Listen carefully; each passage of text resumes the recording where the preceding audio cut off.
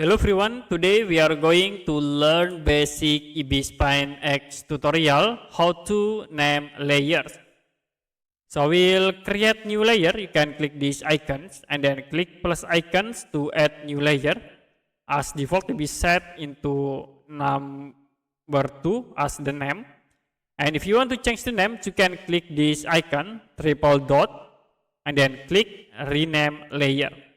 As example, I will set into layer 2 and click OK. The layer will be set into layer 2.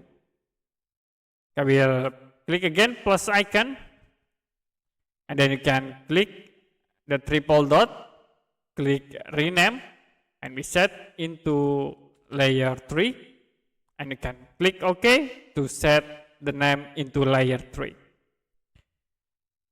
Okay, that's it for basic Ibis Paint X tutorial, how to name layers. If you have any question about tutorial, you can comment below this video.